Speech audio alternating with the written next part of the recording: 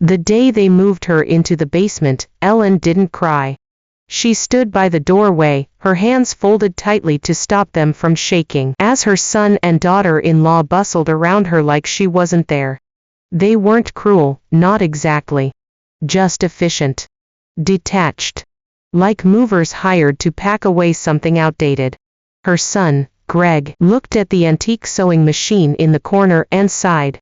"Mom, we really don't have space for that thing." "I'll keep it in my room," Ellen replied softly. She didn't mention that she'd already given up her books, her reading chair, and most of her dishes. The room was their unfinished basement, bare concrete floors, one tiny window, and a musty smell that clung to the walls like regret. A folding cot waited in the corner, beside a space heater and an old filing cabinet. It wasn't a guest room. It wasn't temporary.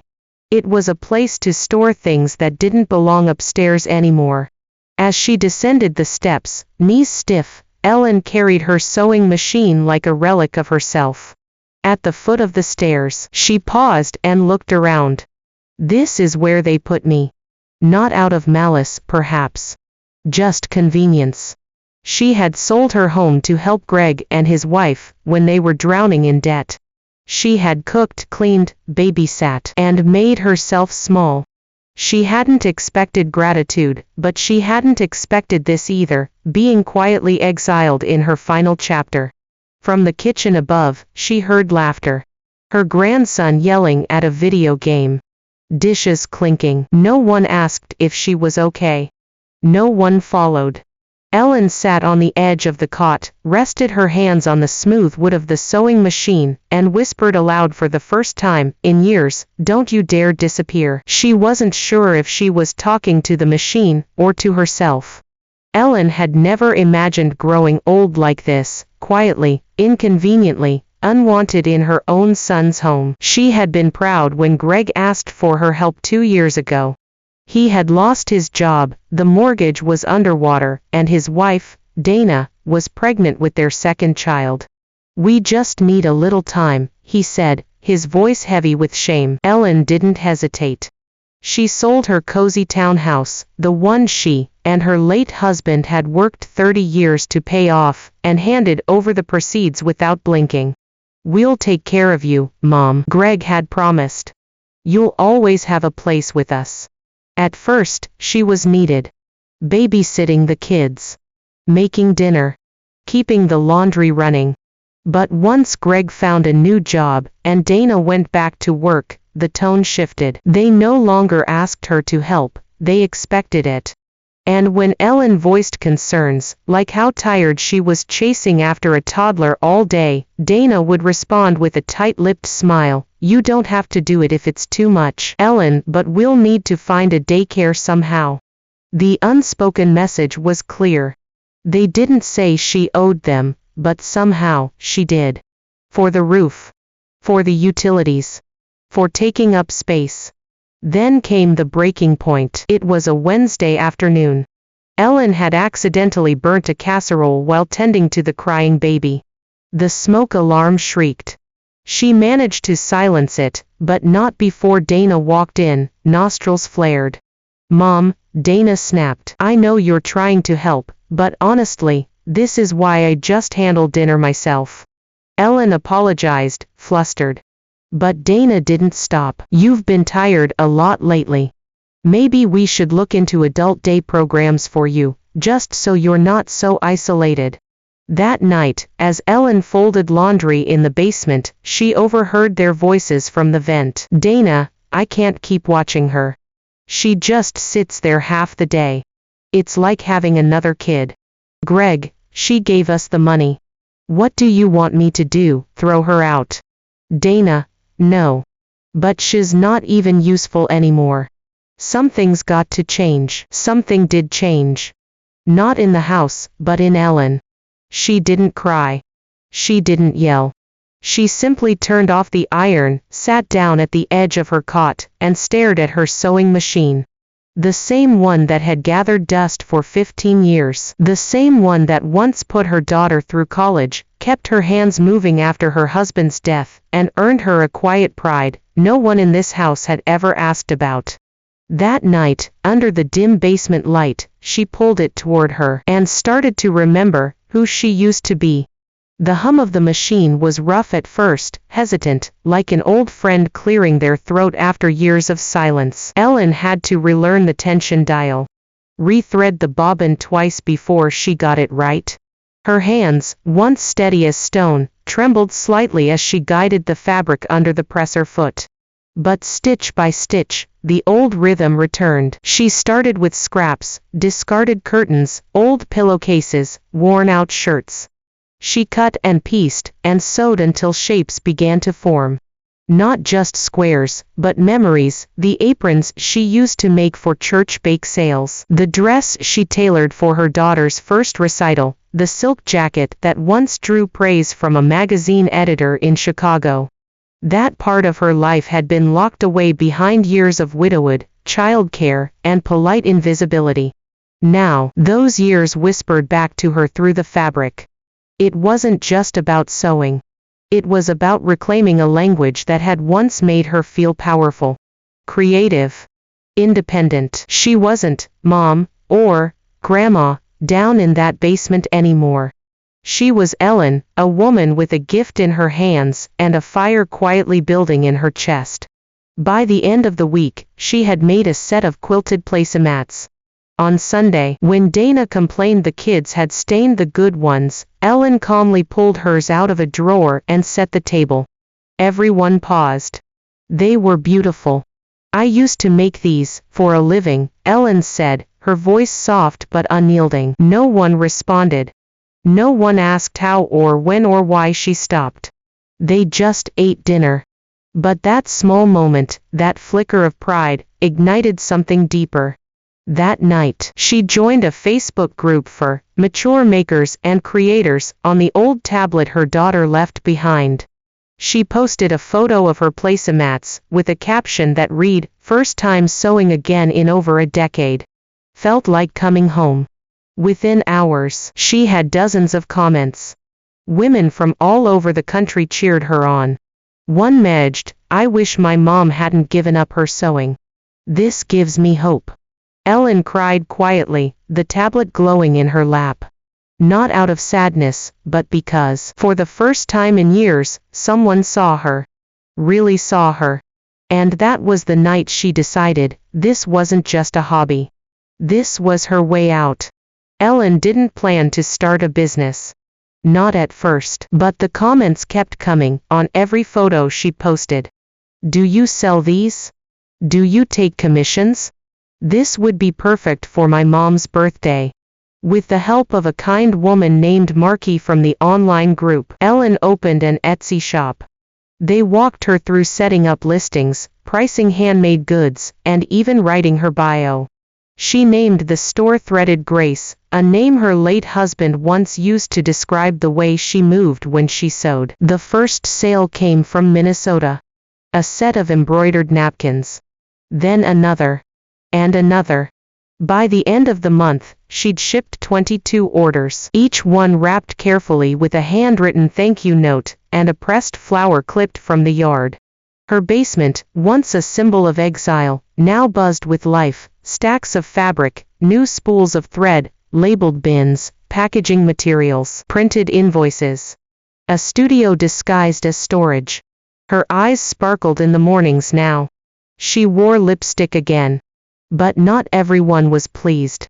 One afternoon, Dana appeared at the top of the basement stairs holding the baby. Her voice clipped. "Can you keep the noise down? The sewing machine's giving me a headache. And it's nap time." Ellen turned off the machine without complaint, but that night, she typed in silence until 2 a.m., researching co-working spaces and artist studios for rent. She found a small, sunlit corner in an old downtown building, a converted loft with creaky floors and warm brick walls. It was cheap, humble and hers. She started working there 2 days a week. Then 3. She no longer waited in the kitchen for orders to run errands or last-minute childcare requests. When Dana called asking if she could watch the kids because of a scheduling mix-up, Ellen replied, "I'm sorry, I'm at work." Work. That word landed with weight. Not babysitting. Not errands. Work. It didn't take long for Greg to notice. One evening, he came down to the basement and found the sewing machine missing. "Where's your setup?" he asked, confused. "I moved it," Ellen said simply, folding fabric into a box. "I've outgrown this space." His brow furrowed. "Why didn't you talk to me about it?" "You didn't ask about any of it before," she said calmly. "I didn't think you were interested." That weekend, Greg approached her while she packed orders. "We could really use your help with the kids this month," he said. "Dana's hours got cut. And we're trying to save up for a new car." There it was again, that quiet assumption that her time and money were still theirs. Ellen looked up from her shipping label. "I can't lend you money right now. I'm investing in my business." His face tightened. "You don't need to be working this hard. You're almost 70, she smiled. "And you're 38 and asking your mother for rent help. So I think we're both redefining expectations." He left without another word. But Ellen didn't tremble this time. The more she stepped into her own life, the more the lines shifted, subtly, firmly.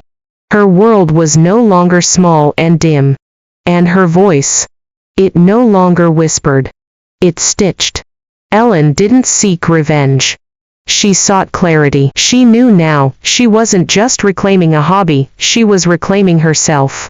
And that required more than stitching fabric. It meant stitching boundaries, courage, and a new identity into place. Her first strategic move was small but symbolic. She opened a separate bank account.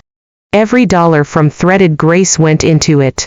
She started budgeting like she used to back when she and her husband ran their tailor shop, a little for supplies, a little for savings, and now a growing emergency fund. She didn't announce this to Greg or Dana. She didn't need to. Then came the second move, a showcase at the local craft fair. Marky from the Facebook group flew in from Wisconsin just to meet her. They shared a booth, and Ellen sold out her table by noon. People didn't just buy her napkins and cushion covers, they asked her questions. About her stitching technique, her design choices, her story. By the end of the day, a boutique owner offered to stock her products. "There's something elegant in the way you work," the woman said. "You don't just make things. You restore them." That word stuck. Restore. Not just fabric.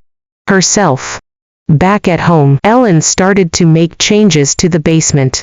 She added new lighting, replaced the cot with a proper bed, and hung framed photos of her past work above her desk.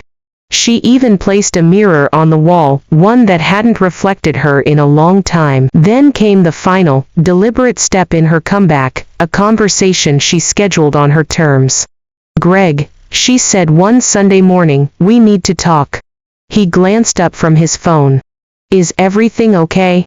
I'll be moving out in 3 months. His face paled. "What?" "Mom, no, you don't need to do that. We never meant to make you feel unwelcome. You didn't have to mean it," Ellen said softly.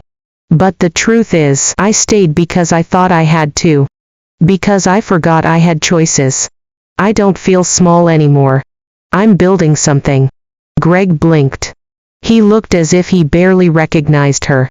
"What are you building?" he asked. "A life," she replied. "One that isn't hidden under someone else's stares." In the days that followed, Greg grew uneasy. Ellen saw it in the way he hovered, the way Dana tried to drop passive remarks like, "I don't know how we'll manage without you," or, "The kids will miss you so much." But she didn't let guilt root itself this time. She watered her business instead. She signed the lease for a tiny apartment near the river, a top-floor walk-up with great light and silence. She scheduled movers. She updated her shipping address. And on her final day in the basement, she folded the old quilt she had slept under since the day they first offered her that room. She didn't pack it. She left it neatly on the cot, with a note pinned to it. Sometimes people forget what we gave up for them. But I remember. And now, I remember myself too. Mom, the day of the move arrived under a calm, blue sky. Ellen had planned everything with precision, furniture movers at 9, final box by 11. She didn't need help. She had already sent her sewing equipment to the new place days earlier. What remained was hers alone, some clothes, a stack of photo albums, her late husband's watch, and a jar of buttons that had followed her through every home she'd ever lived in. But Greg showed up anyway. He stood in the doorway of the basement, hands on his hips, watching as she zipped the last suitcase shut. "You're really doing this," he said. It wasn't a question. Ellen didn't look up. "I said I would." Greg stepped into the room, his voice tighter than before.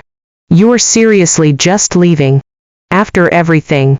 She finally met his eyes. "After everything, what, Greg?" He hesitated. "I mean, we took you in. We, Dana and I, tried to make this work."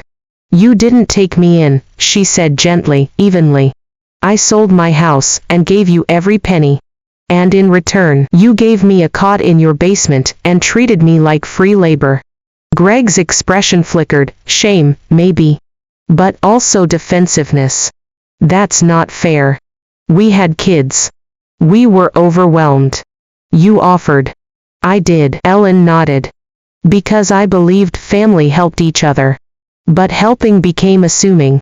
And I became invisible." He rubbed the back of his neck. "Why didn't you say anything before?" She gave a quiet, tired smile. "Because I was too busy surviving. Because mothers don't always realize when the love they give has turned into a debt they're expected to repay forever." Greg lowered his gaze. She stepped closer. Not with bitterness, but with clarity. "I raised you to be kind, not comfortable. And kindness means recognizing when someone is quietly breaking. You didn't see me, Greg, not until I stopped serving you." He swallowed hard. "You're angry." "I was," she said. "But not anymore. I'm just done." He looked up, eyes moist. "Do you hate me?" Ellen's voice softened, but remained firm. "No. But I will not let your needs erase me anymore." Silence stretched between them. Upstairs, Dana called for one of the kids. A door slammed. Somewhere outside, a bird trilled. Greg's shoulders slumped. "I don't know what to say." "You don't have to say anything right now," Ellen replied. "But one day, when your daughter grows up and gives too much of herself to be loved, maybe you'll remember this moment." Then she picked up her suitcase and walked past him, steady and tall. As she stepped into the sunlight, Marky was waiting at the curb with her car. Ellen placed her suitcase in the trunk, slid into the passenger seat, and didn't look back. Months passed. Seasons changed, but Ellen's resolve only grew stronger. Threaded Grace blossomed from a humble Etsy shop into a thriving online brand. Orders streamed in from across the country, quilts, table runners, embroidered pillows, all bearing Ellen's unique touch of care and history. Her social media followers multiplied, not just for her craft, but for her story. She shared photos of her studio bathed in golden afternoon light, behind-the-scenes shots of fabric selection, and videos teaching sewing techniques. Her community called her the Heart of Threaded Grace, and she responded with grace and warmth. One crisp autumn afternoon, a local magazine featured Ellen in a profile titled, "From Basement to Boutique, How One Woman Sewed Her Own Second Chance." Greg read it. The article was honest, kind, and deeply moving, an ode to resilience and reinvention. It spoke of the quiet sacrifices Ellen had made, the courage it took to leave the safety net she'd been trapped under, and the power of reclaiming identity after years of invisibility. Greg couldn't look away. A week later, Ellen received a message on social media, an unexpected direct message from her son. "Mom, I'm sorry I didn't see you before. I'm proud of you. Can we talk?" She hesitated only a moment before replying, "Whenever you're ready." That conversation didn't erase the past, but it opened a door. Greg began to understand that she was more than a caretaker or a source of support. She was a person with dreams, talents, and a life fiercely her own. At Threaded Grace's first pop-up event, Ellen stood among a crowd of smiling customers and fellow makers. Children touched her quilts. Young women asked for advice. Her phone buzzed with encouraging messages from new friends around the world. She looked out at the room and felt it in her bones. This was home. The small-town woman once discarded by family had sewn herself into a tapestry of strength, creativity, and respect. Ellen had not just reclaimed her independence. She had stitched a new legacy. And the world, finally, saw her.